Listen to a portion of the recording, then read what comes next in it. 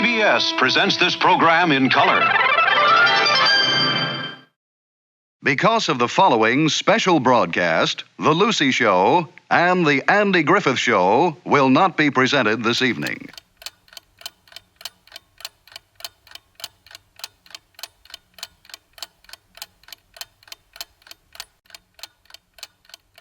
Even in these modern times, we tend to really underestimate just how much we've grown as people.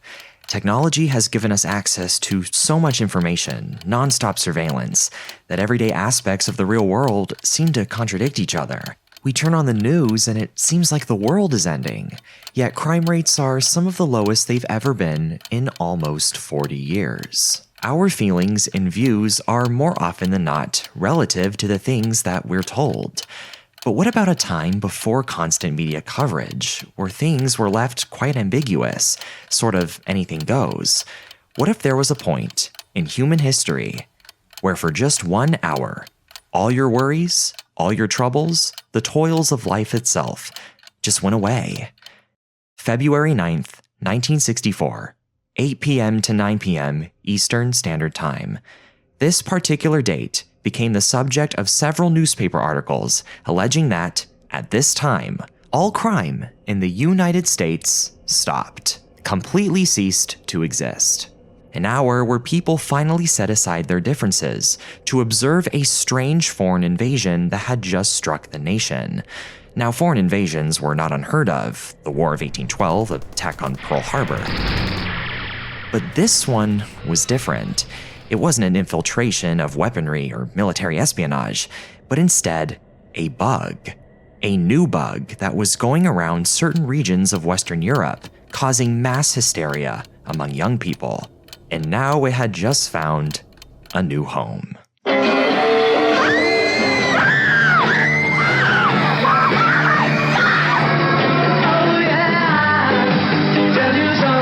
The beetles sound like insect life, but it's spelled B-E-A-T. And an epidemic called BEATLEMANIA has seized the teenage population, especially female. They were the quintessential look for teenage rebellion, the embodiment of the Beat generation. They were the Beatles.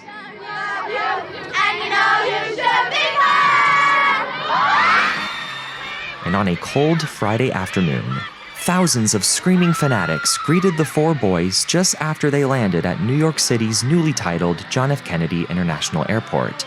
They had the highest-selling album in the United States, breaking records literally never seen before in the history of pop culture.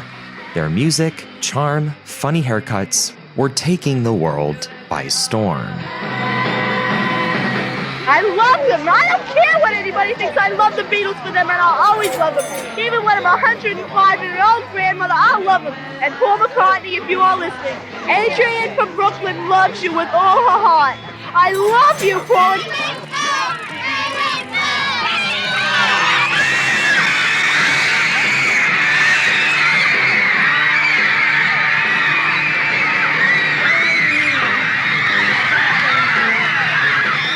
But even this was just the tip of the iceberg, because 48 hours later, the entire course of history would change. Ladies and gentlemen, the Beatles!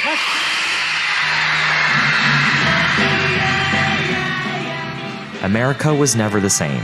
Yes, all it took was one 60-minute television broadcast on a variety show to forever alter the course of modern culture. A country still mourning the unexpected death of President Kennedy just 2 months prior, now faced with even more pandemonium, looking for any excuse to see a bright future ahead. And the Beatles' performance on The Ed Sullivan Show did just that.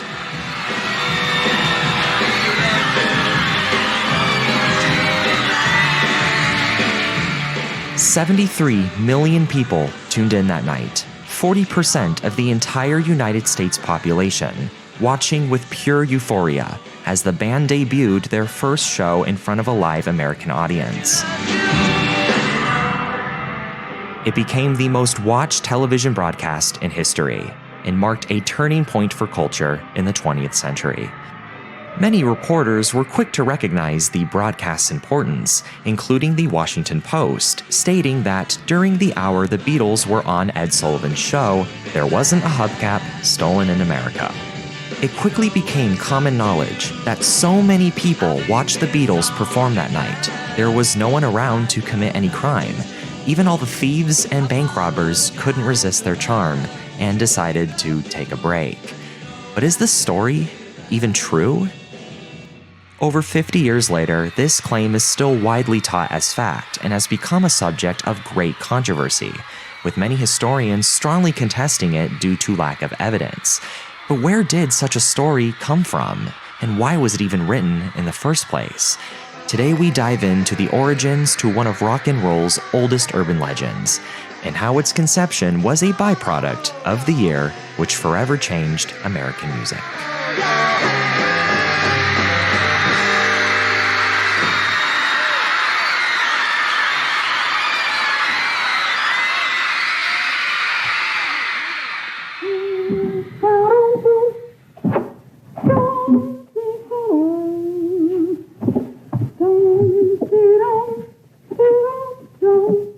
The Beatles' debut in America was actually meant to start much earlier, about 2 months earlier to be exact. Following just another episode of the soap opera As the World Turns was meant to be a new segment about the Beatles' rapidly growing popularity in Europe and their latest album, With the Beatles, which had just come out that very same day. The segment would be hosted by Walter Cronkite, as a continuation of an earlier segment from the CBS News with Mike Wallace. But then, all plans were interrupted. Quite literally. And I gave it a great deal of thought, Grandpa. Here is a bulletin from CBS News. In Dallas, Texas, 3 shots were fired at President Kennedy's motorcade in downtown Dallas. United Press says that the wounds for President Kennedy perhaps could be fatal. Stay tuned to CBS News for further details.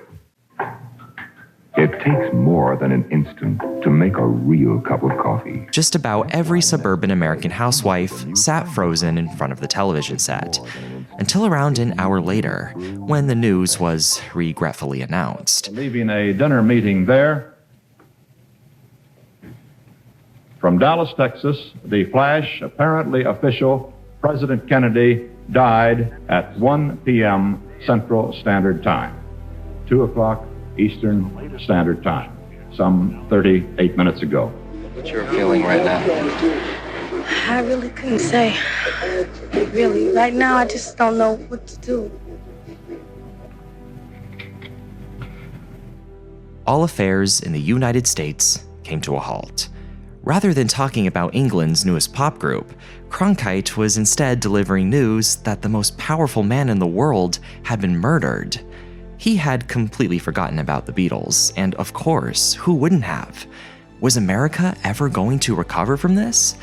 It was around 18 days later when Mr. Cronkite was looking for a way to cheer up a grieving nation. And that was when he remembered it, Mike Wallace's TV spot. It had been enough time where he decided to air the story, becoming a TV segment which would propel this inevitable snowball that was BEATLEMANIA. Which sort of begs the question, would the Beatles have been nearly as big as they were if JFK hadn't been assassinated? Popular, sure, but stopping all crime in America popular? Given the question being hypothetical, there is no way to know for sure. But it most certainly created a chain reaction. This performance is regarded as being so important because it represents the start of a new era. It was the euphoric high America needed to get out of a brief period of cynicism and stagnation. A reminder that no matter how bad things could possibly get, we could all still come together and find some valid reasons to be happy with what we have. It gave the country a glimmer of hope and a new sense of direction. Things wouldn't be better, per se, just different. The 60s, as we know it, were finally here. So is the legend true? Did crime actually stop when the Beatles were on Ed Sullivan's show? Well, no. Alright, end of video, thanks for watching. I'm kidding, if only the answer were that simple. It's not even close. But even if it's completely made up, how did it start? Why did it start? Let's revisit that quote from the Washington Post, the earliest record of this claim. During the hour the Beatles were on Ed Sullivan's show, there wasn't a hubcap stolen in America. What else could this possibly mean? Well, in a funny sort of way, this is kind of like the black and blue, white and gold dress of journalism. It completely depends on how you interpret this sentence. B.F. Henry wasn't saying that criminal activity across the country halted. Instead, he was actually insulting the Beatles and their fans. The Beatles were just another example of the role models that were poisoning today's youth. They represented rebelling against the status quo, disobeying your parents. The type of people who would be going around stealing hubcaps off people's cars were all busy watching their Ed Sullivan performance, because that's all Beatles fans are, rowdy, rotten children destroying our great country. Do you see a bit of a parallel here with things going on today? For the very young people watching this, you've probably heard your grandparents say something along the lines of, "Oh, the music you kids listen to today is just garbage. When I was growing up, we listened to real music." Well, what if I told you that when your grandparents were your age, their grandparents said the exact same thing about the Beatles, Elton John, Elvis, the Rolling Stones, etc.? In fact, it was arguably even worse. Parents back then did not have the experience and understanding of young people that we do now, and this was because of a new, horrifying concept. A new subculture that had been somewhat indirectly invented around 10 to 15 years prior. In the 1950s, you have the emergence of the teenager. For the first time, there was a new group of people that did not fall into the category of child or adult, because that's the way it always was. You were a child, then once you reached adolescence and became the age where you could then have children of your own, you were an adult. But in the 1950s, something amazing happened. Right after World War II, the economy in America was booming during a time where mass consumerism was growing exponentially. And on top of that, during a time where the stigma of a working woman was going down. You have the rise of the dual income family, where both mom and dad had jobs, often making twice the annual income a family did decades before. And it's also at this time where President Eisenhower is putting together the American highway systems. So people are no longer living in the city, they're living in suburbs. So a car is much less of a luxury and more of a necessity. It was the perfect storm of circumstances that led to an explosion in wealth and quality of life for American people. All survival needs for the average American family were met, and then some. These young adults who are still attending high school start earning an allowance from their well-off parents to do chores around the house. And then when they turn 16, they too get their own jobs. And then after saving up long enough, they buy a car. Now they've got their own wheels and their own spare change. They go out with their friends to the Hop, record stores, drive-ins. For the first time, they now have their own independence and essentially get a head start in experiencing the real world. And they get an earlier opportunity to find out their identities, discover themselves. And their parents start to realize just how privileged their kids really are. They grew up during the Depression, where survival was a priority. I sure as hell didn't get to choose what I wanted to do. My father told me. I was raised in the 30s. My dream was indoor plumbing. We saw something very similar during the agricultural revolution almost 12,000 years ago. Humans discover the ability to farm, and they no longer have to hunt for food. They now have a surplus of crops, their survival needs are met, and instead of spending all their time hunting, they can now spend their time doing other things, such as creating civilization and art. In the 1950s, the Great Depression was gone, and these needs were fulfilled. And parents are starting to worry about how different their kids are acting compared to them when they were their age. Their kids start to get angsty. They're out past curfew. They're smoking. They're reading racy magazines. They're, oh my God, talking back to their parents. Oh God, oh the humanity. A moral panic is starting to form. Juvenile delinquency. Parents are now becoming horrified of their kids. They're becoming violent, joining gangs, turning into deviants, killers even. It obviously can't be the fault of the parents. That's such a crazy thought. Someone or something is to blame? Well, in 1955, a movie would come out that would accidentally change everything. Blackboard Jungle. A movie initially intended as a PSA to parents about the dangers of their children ended up completely backfiring and becoming what was essentially the national anthem for teenagers. And it was all because of the first 2 minutes of the film. It would become the first movie in history to feature a song from a new genre called rock and roll. 1, 2, 3 o'clock, 4 o'clock. With Rock Around the Clock by Bill Haley and the Comets. There were reports of teenagers getting up and dancing in the middle of the movie theater. This was the movie that made rock and roll popular, and at that point, it was all teenagers cared about. This moral panic only started to get bigger and more concerning, and began influencing media and pop culture even further. You want to kill your own father! You're tearing me apart! You say one thing, he says another, and everybody changes back again! I got the bullets! Ah! And so did rock and roll. It was the best medium teenagers had at their disposal to express their contempt and rebellion. They knew that grown-ups hated them, and they didn't care. Rock and roll was a new force that showed no signs of stopping, which only continued in the 1960s, but in a much more experimental way. They thought juvenile delinquency was the worst it was going to get. Little did they know that there was something much worse around the corner.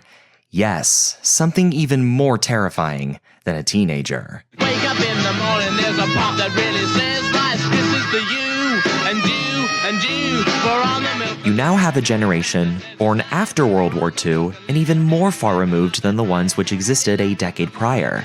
They relate even less to their Depression-era parents. They're even more privileged than before, all while still benefiting from an overall solid economy. It's at this point when the teenager really starts manifesting. They have more free time than any other generation preceding them, which means more time for them to think for themselves, discover themselves. They start getting into politics. They begin studying religions and cultures. They start experimenting with all walks of life. And most importantly, they take art to a whole new level, so personal and so profound, and that includes music. You have the birth of the counterculture movement, a collective practice which would ultimately create the distinct political and social ideations of the 1960s, which in 1964 were just around the corner, and the Beatles were a representation of that. When did music become so important? It's always been important. Everybody keeps coming and looking for some song. They're so specific. Now, these so-called hippies were the minority, but the vibrations were very present throughout the public. The Beatles were a foreshadowing of what was to come, another example of pushing back against the status quo, and the parents were very aware of that and gravely concerned. They're openly rambunctious on stage. They sing about holding hands. They're trying to turn boys into girls with their long haircuts. They don't make real music like Beethoven and Strauss. They make crap that's trying to rot your children's brains with rock and roll and rebellion. Above a temperature of 38 degrees Fahrenheit. That's as bad as listening to the Beatles without earmuffs. They're just taking over the world. They're like a virus, literally a bug, an epidemic so great it even coined its own term, BEATLEMANIA, and these teens are going crazy. Oh my God! Oh my God, it's Paul! Oh, I'm gonna die right here! He's so cute, so sexy! He's cardboard. And the worst part, they're not even from America. This is a foreign invasion of delinquent behavior.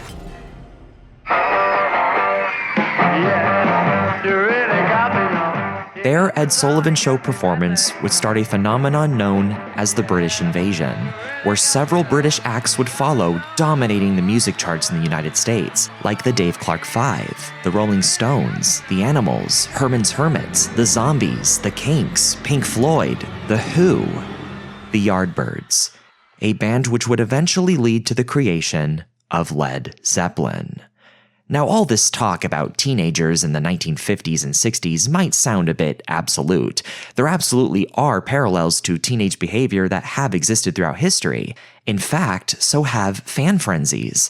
Before Beatlemania, even before Elvis, you had Litzomania. No, not that Litzomania. I'm talking about the fan frenzy that emerged in Germany back in the early 1840s for Hungarian composer Franz Liszt. Much like the Beatles, he gained recognition for his music, and he too had crowds of screaming girls going crazy for him. I mean, look at that hair. Who wouldn't want him? The point is, adolescent attitudes and even crushes aren't exactly new, but the teenager, in the modern sense of the word, is new.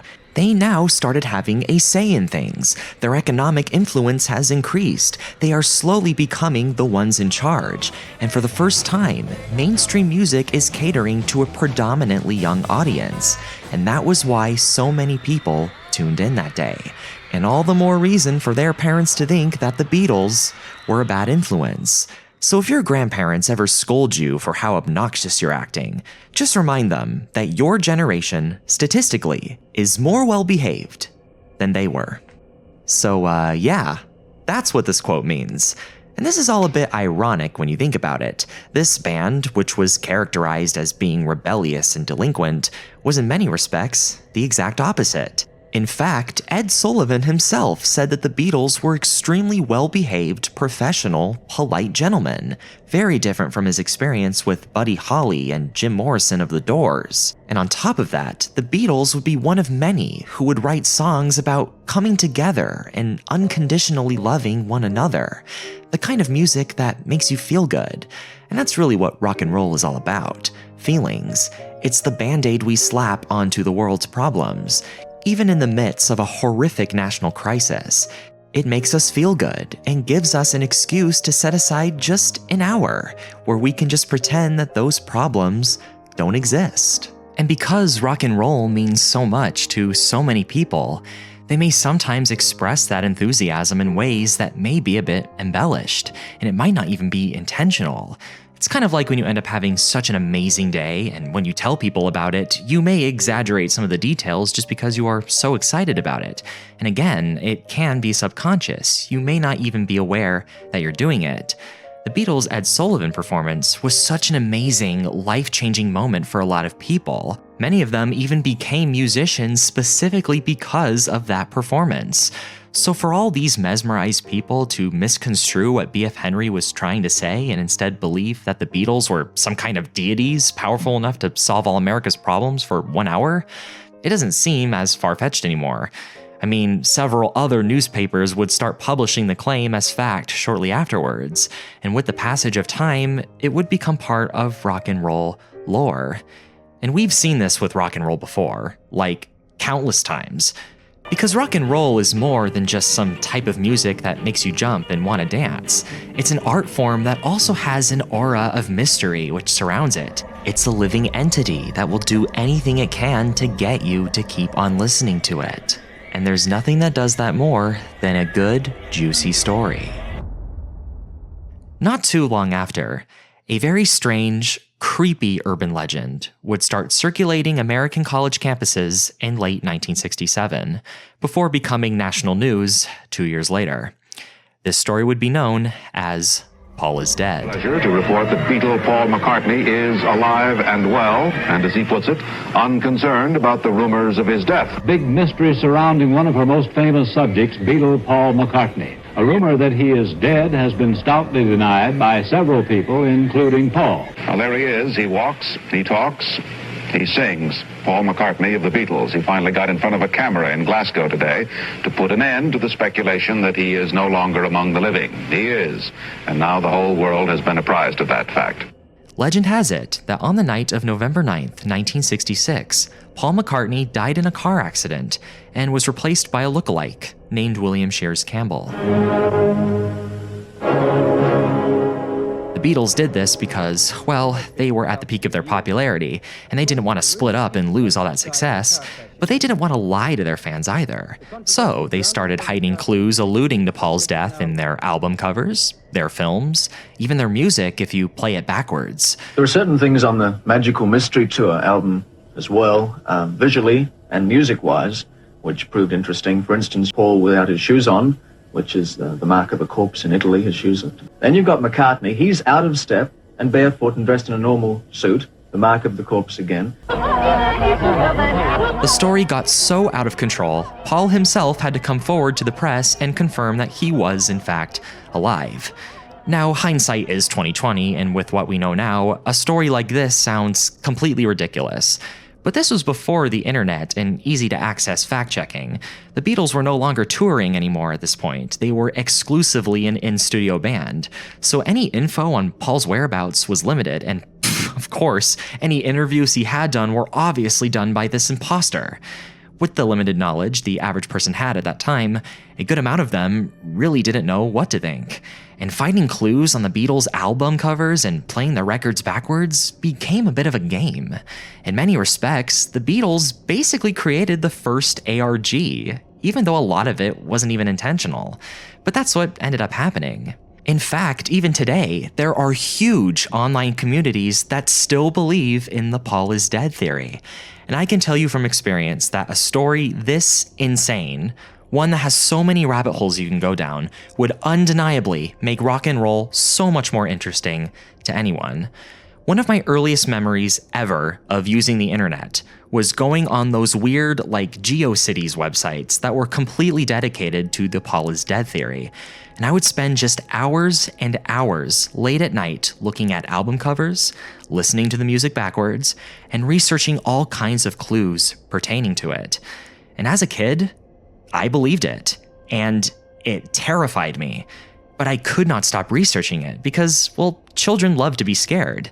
And I can say with full confidence that the Paul is dead theory made listening to the Beatles as a kid so much more magical and made me the fan that I am today.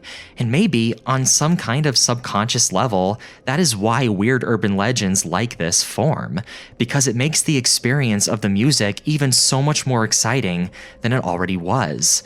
The Paul is dead rumor would indirectly lead to another moral panic in the 1970s called the Satanic Panic, a theory that rock bands were trying to corrupt teenagers by hiding satanic messages in their songs that could be heard if you played the records backwards. You're frightened, nervous, or uptight.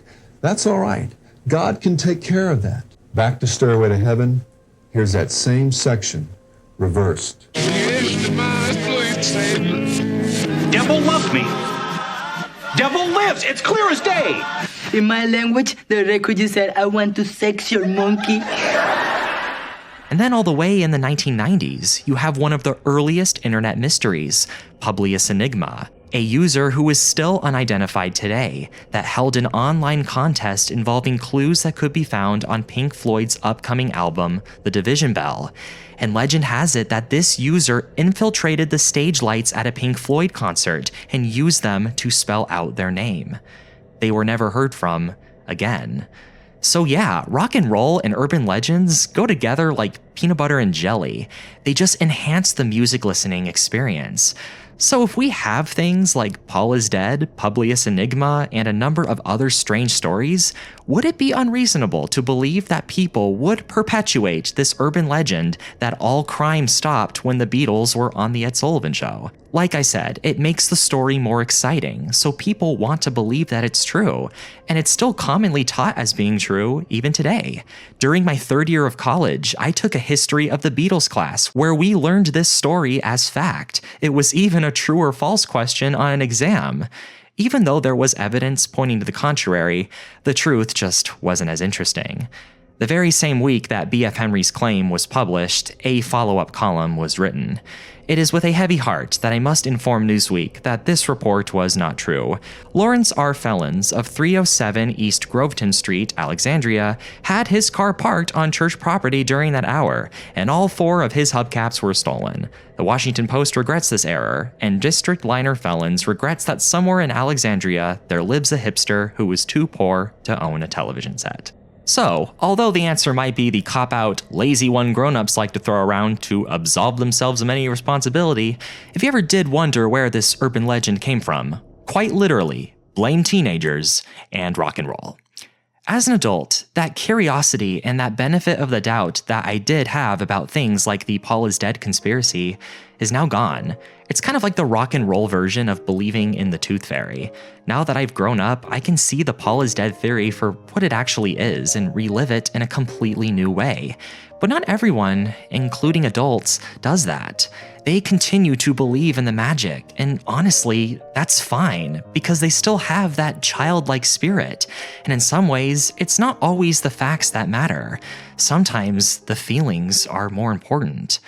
I recently rewatched an episode of The Wonder Years, one of my favorite shows as a teenager, and I could not stop thinking about it. The episode was called Coda. The main character, a kid named Kevin Arnold, is taking piano lessons with an old lady named Mrs. Carples, but it's very clear to her that Kevin is just kind of, phoning it in. He doesn't actually care about piano enough to practice. But the upcoming piano recital is just around the corner, and Kevin must learn to play Canon in D major. Another student who will also be performing at this recital is Ronald Hishmuller, a rival of Kevin who is just a child prodigy, the most amazing piano player you would ever know. Adieu, Mrs. Carples. That's farewell in French. Kevin? Frerjaka. Now Kevin just doesn't see the point of even playing piano anymore. He's never going to be as good as the snooty, undefeatable Ronald Hishmuller. But Mrs. Carples sees right through Kevin and basically tells him to cut the crap. Oh, don't give me that. You have more talent in your little pinky than Ronald Hishmuller has in his whole body. Why, that kid's a machine. You have a feel for music, and you know it. But that's not the point. Who's better, who's worse? I mean, that's not music. That's not what it's about. It's not about who's better or worse at playing the piano. It's about feeling the music, not just performatively playing it in some routine, arbitrary way. And then Kevin finally figures that out. He begins to feel the music. It flows right through his veins. It becomes an integral part of the way he thinks in his everyday life. The world has just gotten so much more whimsical and beautiful. And that is deeply reflected in his newfound talent in playing the piano. He is now just as good, if not better, than Ronald Hishmuller. But at the dress rehearsal, he finds out that Ronald is also going to be playing Canon in D major. Now, I've never actually been hit by a ton of bricks, but... What? Now he feels he has to be better than him, and all this pressure makes him completely flop at the rehearsal. The entire experience ends up being so humiliating for Kevin. He decides to not attend the recital at all, but instead watches Ronald Hishmuller in the distance, taking in all the glory. And Kevin eventually grows up, completely letting go of that innocence, his talent as a piano player. He would never do another piano lesson again. This episode hit me so hard when I watched it recently, because now I can relate to it myself and where I'm at in my life. When I was a child, I wasn't thinking about how the way things are supposed to be. I was just thinking about things the way I wanted to. It wasn't about playing Canon in D major the right way. It was about playing it in a way that fits you, in a way that makes you experience life in a whole new spiritual way. But as you grow up, all these external factors within your environment start to influence you, and that childlike magic sort of fades away. And as a grown-up, you can't help but start to see things much more objectively, much more cynically. Perhaps these urban legends are not meant to be taken literally. They are meant to be felt and experienced, along with the music. It goes to show just the kind of impact music has on not just people, but the everyday world and even the way we run it. Music literally has the power to start and end distinct eras throughout history, and even just one song can instantly bring back memories to a particular time, a time that we look at with such rose-tinted glasses that the idea of some big cultural force like the Beatles having the ability to stop all crime across the country doesn't seem so far-fetched anymore, and gradually, by word of mouth, it enters into the realm of common knowledge, where people don't bother to look into the evidence that is behind the story, because they already assume it to be true, and sometimes they may even want it to be true, because that makes for a much more interesting story. But I would argue that learning all the facts, their origins, and the reasonings behind why these pieces of modern folklore are still widely taught today is far more interesting than anything else. But I guess that's sort of a byproduct of growing up. There are things that you believed as a kid that made the world feel like a much more magical place. But as you get older, you start to see things for what they really are, and that may seem a bit scary at first, but in many ways, it's an opportunity for you to re-experience those things from an entirely different perspective, with a whole new outlook on life.